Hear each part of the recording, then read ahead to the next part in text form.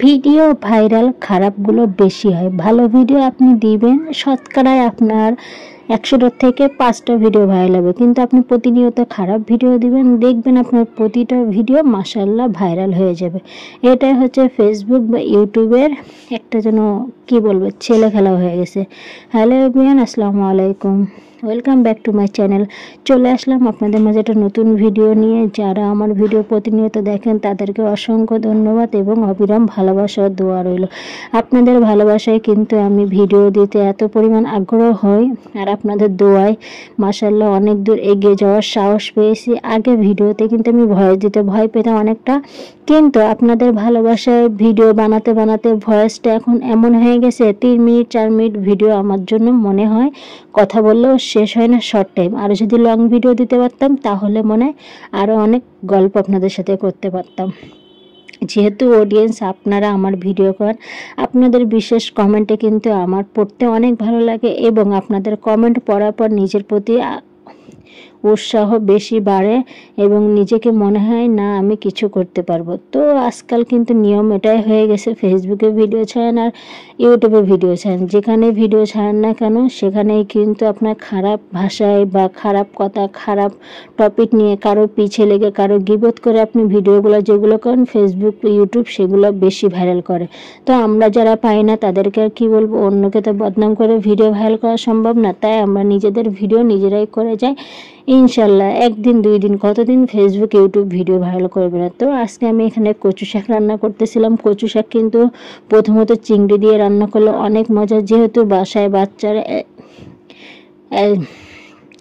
বাচ্চার একটু সমস্যা আছে, অ্যালার্জি, এই জন্য কিন্তু চিংড়িটা এখানে স্কিপ করছি। তো আমি পুরা কচু শাকটা কিন্তু ভালো করে সিদ্ধ, সমস্ত মশলা আগে থেকে দিয়েছিলাম, শুধু তেল আর রসুন বাদ দিয়ে আমি কিন্তু কচু শাকটা সিদ্ধ করে নিয়েছি। সিদ্ধ করে নেওয়ার পর ওই ঘুটনি দিয়ে ঘুটে নিয়েছি যাতে কচু শাকটা একদম মিহিনভাবে ভর্তা হয়ে যায়।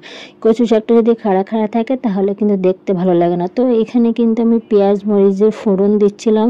পেঁয়াজ মরিচের ফোড়ন দিলে কিন্তু অসম্ভব মজা লাগে। আর একটু তেঁতুল দিয়ে দিচ্ছিলাম, কারণ কচু শাকে একটু হালকা তেঁতুল দিলে হালকা টকটক লাগে, খেতেও কিন্তু মজা লাগে। তো আমি যখন এখানে রান্না করতেছিলাম, বাবু প্রতিনিয়ত আমার রান্নাঘরের এখানে এসে বসে যায়, আমার রান্নার টাইমেও ডিস্টার্ব করতে থাকে। তো আমি আর কি করবো, এই ডিস্টার্ব নিয়ে তো কাজ করতে হবে, কারণ বাচ্চাদের পিছিয়ে সবসময় ছোটাছুটির পিছিয়ে দৌড়ে কাজ করতে হবে। আর যেহেতু আমি ভিডিও কিন্তু করি, তো সবসময় আমি চেষ্টা করি ছোট ছোট ক্লিপগুলো আপনাদের সাথে শেয়ার করতে। তো এইখানে দেখেন আমি কচু শাকটা পুরোপুরি ঘটে গেছে, ঘটে যাওয়ার পরে এইখানে পেঁয়াজ রসুন লাল করে নিচ্ছিলাম।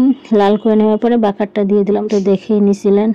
তো যারা যেখান থেকে আমার ভিডিওটা দেখতেছেন অবশ্যই লাইক কমেন্ট শেয়ার করে কিন্তু পাশে থাকবেন। আর হ্যাঁ, আপনারা বেশি বেশি করে ভিডিও আপলোড করুন, ইনশাল্লাহ খারাপ ভিডিও না ভালোগুলো চেষ্টা করুন। যারা ভালো ভিডিও কাজ করতেছেন তারা ভালো ভিডিওর জন্য চেষ্টা করুন, ইনশাল্লাহ সফলতা পেয়ে যাবেন।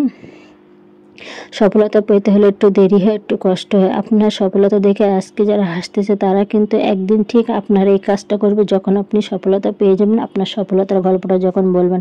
তো এখানে পুরোপুরি আমি কচু শাকটা বাঁকা দিয়ে নিছি, মাশাআল্লাহ অসম্ভব মজা হয়েছিল আর দেখতেও লোভনীয়। তো যাদের একটু রক্তের সমস্যা হচ্ছে, রক্ত কম আছে, তাদের জন্য কিন্তু কচু শাকে প্রচুর ভিটামিন থাকে। এটা খেলে কিন্তু রক্ত অনেকটা রিকভার হয়ে যায়, রক্তের হিমোগ্লোবিন বেড়ে যায়। আর বিশেষ করে কচু শাকের অনেক গুণ আছে, এতে আয়রন থাকে অনেক, যেটা শরীরের জন্য অনেক উপকারী। সারাদিন শুধু গোশ মাংস ভাত এগুলো না খেয়ে একটু হালকা শাক টাক এগুলো খান, দেখেন শরীরের জন্য অনেক উপকার হবে। তো আল্লাহ হাফেজ। কে কোথা থেকে দেখতেছেন আর ভিডিওটা কেমন লাগছে, পরবর্তী কোন রান্নাটা দেখতেছেন অবশ্যই কমেন্ট করে জানিয়ে দেবেন। এবং যেহেতু আমি ভিডিও দিতে ভালোবাসি এবং রান্না করতে ভালোবাসি, আল্লাহ হাফেজ।